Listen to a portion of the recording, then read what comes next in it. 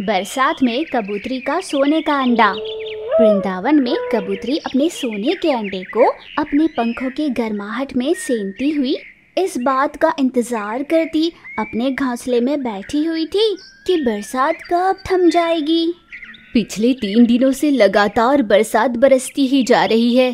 कल को अंडे से मेरे बच्चे बाहर निकल आए तो मैं उन्हें खाने के लिए क्या आहार दूंगी। यूं दिन रात कबूतरी बस इसी सोच में डूबी रहती, क्योंकि उस जंगल के बुजुर्ग ज्योतिष हाथी ने कहा था कि उसका होने वाला बच्चा इस जंगल की रखवाली करने वाला एक मसीहा बनने वाला है। और ये बात उसके दिल में घर कर गई थी। मादा कबूतरी की समझ में नहीं आ रहा था कि वो अपने सोने के अंडे को देख इस बात के लिए खुश हो या फिर इस बरसात की वजह से उसका आहार नहीं ला पा रही इस बात के लिए दुखी हो।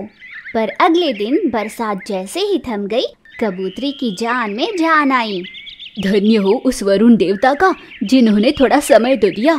अब जल्दी से जाकर आहार लेकर आ जाती हूँ, इससे पहले कि बरसात शुरू हो जाए। ऐसा मन ही मन सोचकर मादा कबूतरी आहार लाने के लिए घोंसले से बाहर निकली।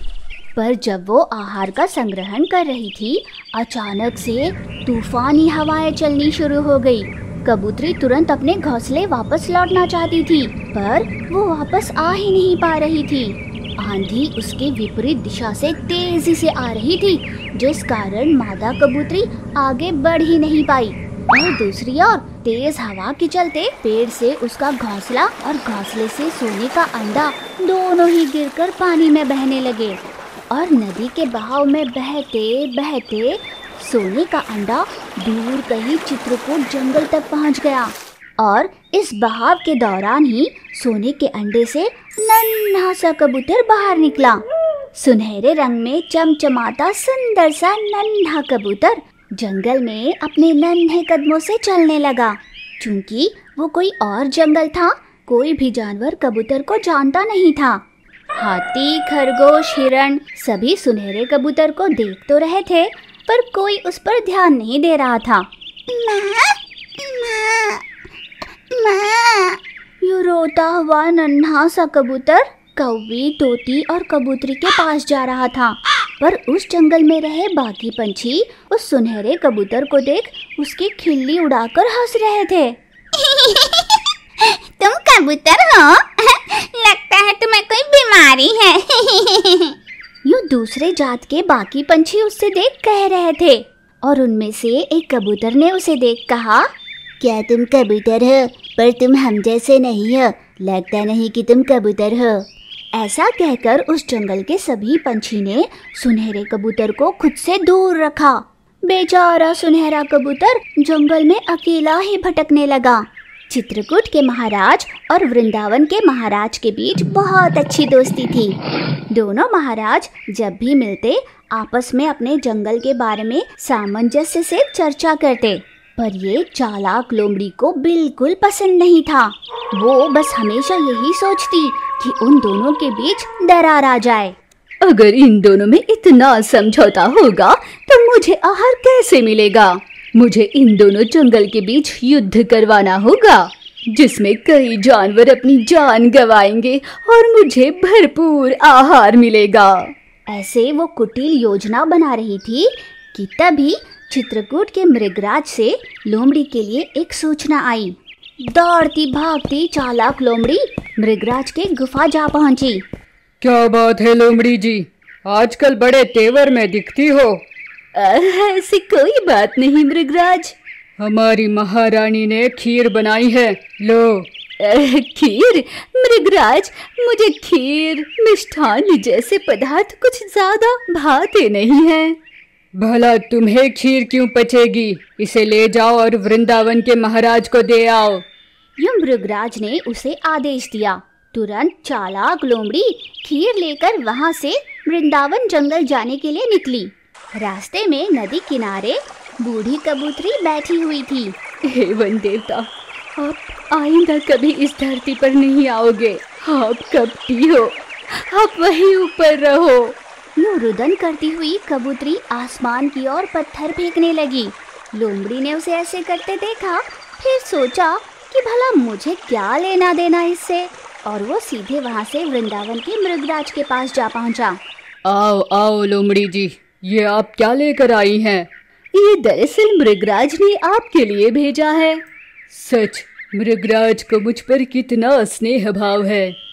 मृगराज, वो नदी किनारे बैठी बूढ़ी कबूतरी कौन है? बड़ी ही अजीब हरकतें कर रही है।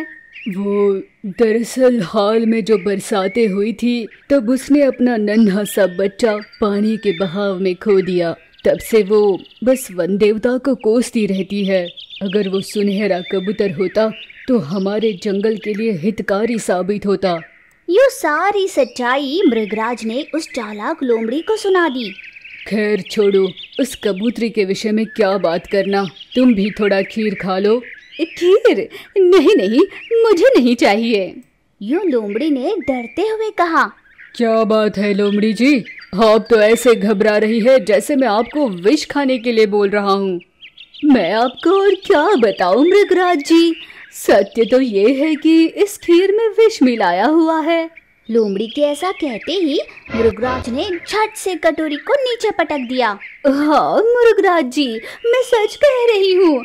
दरअसल हमारे मृगराज की नजर आपकी इस जंगल पर है, इसीलिए इस खीर में उन्होंने जहर मिलाया है। मुझे धमकी दी है कि अगर मैं आप तक ना पहुंचाऊं तो मुझे मार डालेंगे। यूं मगरमच्छ के आंसू बहाते हुए लोमड़ी मृगराज के चरणों में गिर गई। मृगराज को जैसे ही इस सच का पता चला, उनके पैरों तले धरती में कंपन हो गई। हे राजदूत, तुम्हें मारना मैं अपमान समझता हूँ। जाओ और जाकर कह दो अपने मृगराज से, मैं युद्ध के लिए सिद्ध हूँ। यूं गुस्से में आए मृगराज ने गर्जना कर दी और गुफा में वापस चले गए। लोमड़ी की चाल सफल हो रही थी। इस बात को लेकर वो मन ही मन बहुत खुश हो गई और फिर वो तुरंत वहाँ से चित्रकूट जंगल चली गई। मृगराज, आपके प्यार से दिए खीर को वृंदावन के मृगराज ने ठुकरा दिया। महारानी के बारे में भी उन्होंने बहुत बुरा भला कहा। ऐसे मृगराज से भला मेरी दोस्ती कैसे हो सकती है? कहा कि युद्ध के लिए सिद्ध होने के लिए कह दो।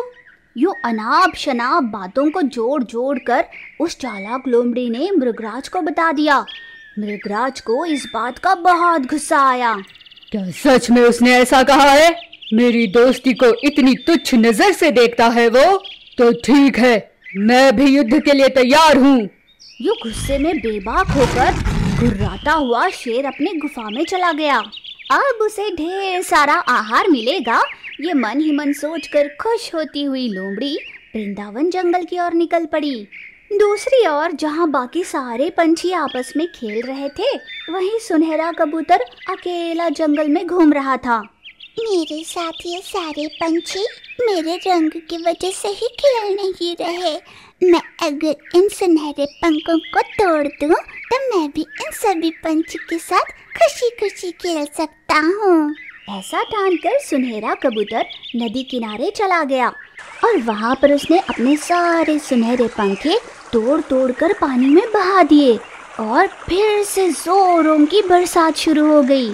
पर अचानक हवा का रुख बदला और नदी का सारा पानी उल्टी दिशा में बहने लगा, जिससे हुआ यूं कि पानी में जो सुनहरे पंखे बह रहे थे वो सब बहते हुए वृंदावन जंगल पहुंच गए।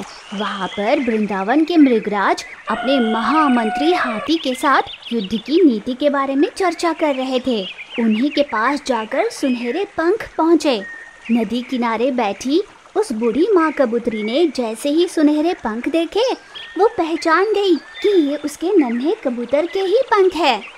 सोने के पंख, सोने के पंख, मेरा बेटा जीवित है, ये मेरे बेटे के पंख है। खुश होती कबूतरी नदी का बहाव जिस ओर से आ रहा था उसी का अनुसरण करती हुई किनारे से चलती चलती दूसरी ओर जाने लगी। पूरे वृंदावन जंगल में ये खबर फैल गई कि नदी के बहाव में सुनहरे पंख आ गए हैं और यही खबर फैलते फैलते मृगराज और महामंत्री हाथी तक जा पहुंची। नदी के बहाव में सुनहरे पंखों के आने का क्या मतलब है महामंत्री? राजशास्त्र की बात की जाए तो अगर शत्रु मृगराज ने सुनहरे पंख भेजे हैं तो इसका मतलब उनसे कोई गलती हुई है और वो क्षमा याची है मृगराज। जब बात यहाँ तक आ पहुँची है तो अब क्षमा मांगने का क्या फायदा। जल्दबाजी ना करे मृगराज, थोड़ा संयम से सोचे। ये खबर किसी राजदूत के द्वारा ही मिली है। महामंत्री के ऐसा कहते ही मृगराज थोड़ा शांत होकर इस विषय पर सोचने लगे। उस भारी बरसात में नदी के किनारे से चलती चलती मादा कबूतरी चित्रकूट जंगल पहुंची और आखिरकार वहां पर अपने नन्हे कबूतर से मिल पाई। बेटा, मेरा बेटा, मैं तेरी माँ हूँ। यूं माँ कबूतरी ने अपने बच्चे को सारी सच्चाई बताई। नन्हे कबूतर ने भी सारी बात जान ली और वो अपनी माँ के वापस मिलने पर बहुत खुश था। फिर वे दोनों साथ वृंदावन जंगल वापस लौट गए। बरसात के थमने के बाद दोनों जंगल के महाराजों ने मिलकर एक बैठक बुलाई और शांति से आपस में बातचीत की। और जब बातों में उन्हें पता चला कि इन सब के पीछे उस चालाक लोमड़ी का हाथ था, तो दोनों मृगराजों ने मिलकर उस लोमड़ी को मौत के घाट उतार दिया। मादा कबूतरी अपने नन्हे सुनहरे कबूतर को लेकर हाथी के पास गई और उन्हें सारी बात बताई। जिसे जब होना होता है वो तभी होता है। आज तुम्हारे सुनहरे नन्हे कबूतर के कारण ही कई जीव जाने से बच गए। अब इसे विजयी होने से कोई नहीं रोक सकता। यूं हाथी ने उन्हें आशीर्वाद देकर भेज दिया। चालाक लोमड़ी जो अपने आहार की आस में थी, वो खुद किसी का आहार बन गई थी। उन दोनों जंगल के मृगराज ने आपस में ये तय कर लिया कि वो किसी तीसरे की बात को कभी नहीं मानेंगे। और फिर उस जंगल में मादा कबूतरी अपने सुनहरे कबूतर के साथ सुखी जीवन बिताने लगी।